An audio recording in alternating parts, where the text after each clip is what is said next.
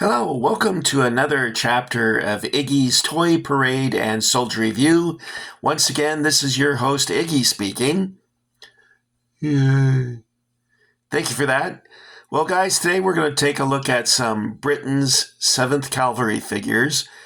These were released in 1971 under the Britain's Deetail name brand. And they were, you guys are pretty much familiar with the history of Deetail figures, how Britain's purchased Herald figures, and they began manufacturing these. I won't get too much into the history of it because you guys are probably more than likely very well versed in that and familiar with all the details. So let's talk a little bit about the figures. I had to actually do a little bit of restoration work on these figures. I purchased them off of eBay. I got 2 mounted figures and 5 on foot. And I think I paid $21. But however, there was some problems with them, and I'll share that with you now.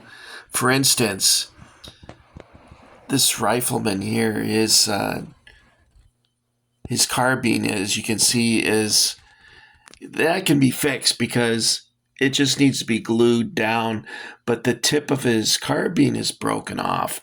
Now, my friend Carl Klink said that he could fix that for me. And he explained the process to me. It sounds kind of complicated. I don't know if I could do it. But what he will do is cut off a little bit of the tip here, then take a very small drill and drill a hole into the end of the carbine, insert what looks like a sewing pin into the carbine, cut off the ball part of it, and then insert another piece of rifle. I'm not sure where he's going to get that unless he sculpts it himself. I'm not sure how he's going to do that. But then he glues them together, and he puts a little putty on it, sands it up, and paints it, and it looks just as good as new. I've seen some of his restoration work. It's actually very, very good.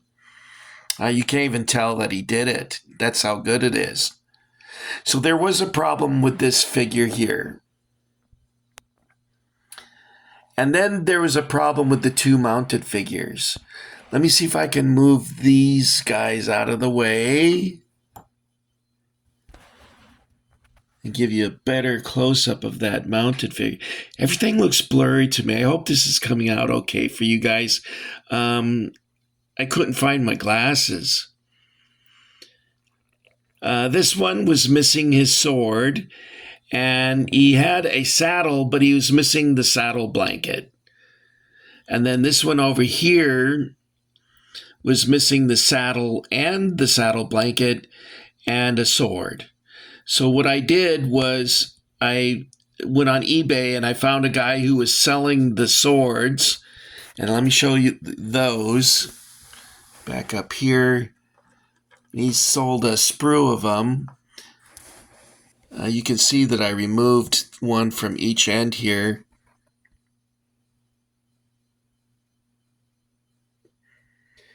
So if you're missing a sword, you can get another one, which is good news. And then I bought a series of blankets and saddles from a fella in England. And originally I put these blue saddle blankets on the figures, but when I went online and was looking at mounted Deetail Cavalry figures, they all had the red blanket and not the blue, which is interesting because the original 7th Cavalry used a dark blue saddle blanket with a yellow, like not pinstriping, but a stripe along the edge of the blanket. The other cavalry units did that as well. Sorry about my arm getting in there like that, guys. So you can get these figures and fix them up if they're missing parts, which is good news. Now they came out with 6 mounted figures and 6 on foot. One of them being Custer. I have a couple Custers that I've shown you already. They are somewhat inaccurate in that Custer at the Little Bighorn did not have long hair. His hair was cut short for the campaign. Also, the horses in the cavalry at the time, each troop would have a uniformity in their horses. In other words, I think it was Miles Keogh, his horse Comanche, was a bay. I think it was a bay. And everyone in his company, therefore, would have a bay horse, which is there's 2 different kinds of bays, a dark bay and a light brown bay. I think they have a black mane and black socks and a black tail. Or am I getting that mixed up with a sorrel? He doesn't know a lot about horses, as you can tell by what I just said. Anyway, each company then would have a uniformity in terms of what their horses look like. All of the horses were killed at the Battle of the Little Bighorn, or Greasy Grass, as the Indians called it. And except for one, which was Comanche, he belonged to Miles Keogh, and he was the company or the platoon. Was it company commander of I Company or I Troop? God, I hope I have that right, guys. It's been a while since I've read up on that stuff. I should have done a refresher real quick. Anyway, the Custer family was pretty much decimated by the Battle of Little Bighorn. In addition to George Armstrong Custer being killed, he had 3 brothers and a brother-in-law that were killed at the battle. His brother Tom, who had the unique distinction of being the only soldier during the Civil War to win the Medal of Honor twice. He won both medals in 1865. After, I think, Petersburg, after that finally, the siege was finally lifted, the battles leading up to Appomattox Courthouse is where I think Sailor's Creek, and then there's another one I can't remember, that he won his medals of honors. Now, you might think the Indians had a special hatred for Tom Custer by what people reported his remains to look like once they were discovered after the battle. Custer had 2 wounds, one to the temple, which made me think that maybe he killed himself, but none of the people that reported seeing his body after the massacre said that he killed himself. But he did have a wound to the temple, and he had one in the chest just below the heart, I think it was. But the Indians did not scalp him. Now, his brother, on the other hand, must have survived the battle, because the Indians were interviewed later, said, well, why did certain soldiers get special treatment in terms of being mutilated? And the Indians said, well, that's simple. The ones who survived the battle are the ones who were tortured.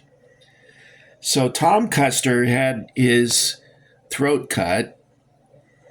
He had his belly sliced open and his entrails taken out.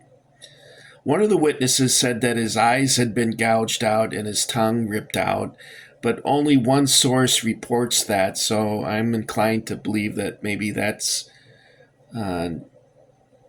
not correct. But there's 3 sources that say that Tom Custer's head was smashed in to the point where it was as flat as the palm of your hand. Palm of your hand. So that's pretty brutal. Anyway, Custer only had one child, and it was with an Indian woman, and that child did not reach adulthood, and he didn't have any children with his wife, Elizabeth Bacon. And I was thinking of a joke that could be made about Bacon, and then I thought, I need to keep this family friendly, so I'll skip that. Anyway, this fort that you're seeing here, Fort Cheyenne, was done by T. Cone Toys, or sometimes called Superior Toys. I believe the stockade was actually manufactured by Marks. That was a common practice back in the day, that a lot of toys would farm out parts to other companies. As you can see, it's different than the Fort Apache. I do like the main gate, though. I think that's pretty cool. Now, this was also this color here, but I painted it to make it pop a little more, and I think I like it like that. This fort, I had to do a lot of repairs to it. These dowels that are holding up the roof and the platform were missing, so I had to replace those. The floor there is just a piece of cardboard, and I had to replace those as well on both of them. There's a tin lithographed building here in the back, which is pretty cool. And this sits on a board that I got at Home Depot, and then I put this railroad gravel on it and fake grass, and then I glued some. Do you know, it's very hard to find rocks in Florida. Florida's a sandy peninsula, basically. And that, of course, is a Mark's tree stump that I glued on there. Now, I don't know if you guys can verify this for me, but I've seen a flag. I've seen a guidon and also a flag carrier for the Deetail mounted figures. But when I did a little investigation, it said that was a customization. But I could swear I saw it in the store like that.